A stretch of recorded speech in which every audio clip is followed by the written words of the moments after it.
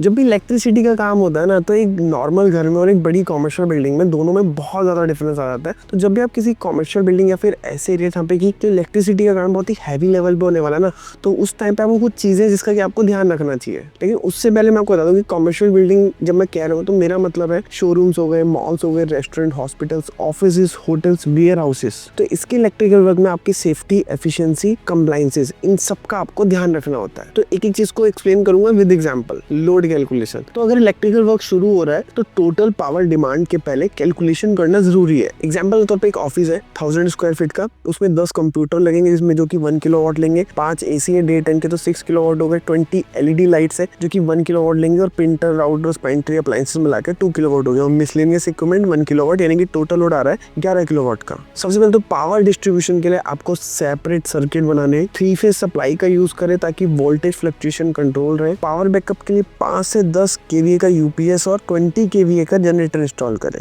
Number 2, proper electrical layout planning से energy efficiency, safety और future expansion easy हो जाता है। एग्जांपल के तौर पे एक रिटेल शोरूम है, वहाँ पे इलेक्ट्रिकल लेआउट है। अब जैसे कि डिस्प्ले शेल्फ्स के ऊपर स्पॉटलाइट चाहिए, बिलिंग काउंटर के बाद डेडिकेटेड पावर आउटलेट्स चाहिए, फिर एंट्री और टायर रूम के आसपास मोशन सेंसर आप लाइट लगा सकते हो, और सीसीटीवी और सिक्योरिटी सिस्टम के लिए सेपरेट वायरिंग आप यूज कर सकते हैं। सबसे पहले तो कंसील्ड वायरिंग यूज करें ताकि शोरूम का एस्थेटिक खराब ना हो, और पावर सॉकेट और डेटा पॉइंट को स्ट्रेटेजिकली लोकेशन पर प्लेस करें, और लाइटिंग और एसी सर्किट को सेपरेट करें ताकि ओवरलोड का इशू ना हो। नंबर 3, जब भी वायर का सिलेक्शन करें तो उसकी थिकनेस को एक बार आप चेक कर लीजिए कि प्रॉपर थिकनेस है कि नहीं है जिस पर्पस के लिए आप यूज कर रहे हैं। फॉर एग्जाम्पल रेस्टोरेंट की किचन है, अब हैवी ड्यूटी ओवंस और फ्रायर के लिए 10 केवी प्लस, और रेफ्रिजरेटर फ्रीजर के लिए 5 केवी, एंड लाइटिंग और एग्जॉस्ट फैन के लिए 2 केवी हो गया। तो सॉल्यूशन इसका ये है कि कुकिंग इक्विपमेंट के लिए 6 mm या 10 mm की कॉपर वायरिंग का यूज कर सकते हैं, पावर सॉकेट के लिए 2.5 mm की वायरिंग, और FRLS यानी कि frame retardant low smoke cable use करें ताकि हैजार्ड को अवॉइड कर सके, और मेटल कंडक्ट का यूज करें ताकि वायरिंग डैमेज ना हो। एंड पॉइंट नंबर 4 में आपकी प्रॉपर अर्थिंग सिस्टम होनी चाहिए, क्योंकि इलेक्ट्रिकल शॉक आपको लग सकता है अगर आपका कोई भी इक्विपमेंट फेल हो जाता है, तो इससे क्या होता है आपका रिस्क काफी बढ़ जाता है। तो एग्जांपल के तौर पर 5 फ्लोर होटल है जिसमें कि लिफ्ट हो गए, HVAC सिस्टम, किचन इक्विपमेंट और हाई पावर लोड जो जिसमें होते हैं जनरली, तो कस्टमर और स्टाफ की सेफ्टी के लिए प्रॉपर अर्थिंग होना जरूरी है। अब सॉल्यूशन इसका ये है कि एक तो डेडिकेटेडली अर्थिंग पिट बनाइए जिसमें कि कॉपर प्लेट अर्थिंग या GI अर्थिंग रॉड यूज कर सकते हैं।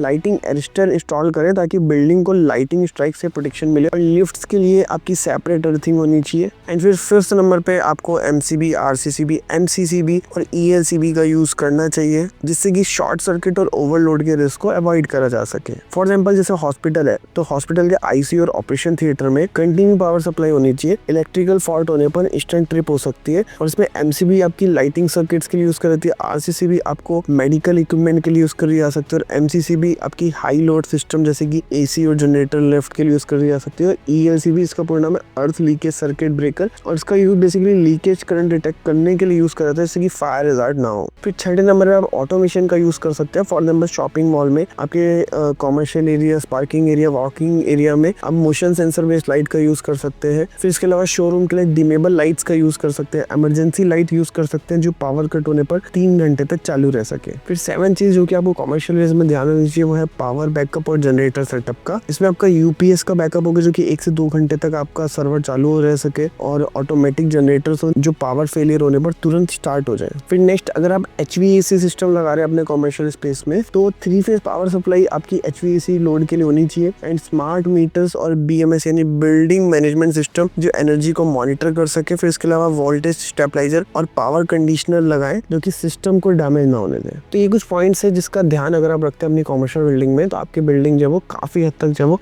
सेफ हो जाएगी।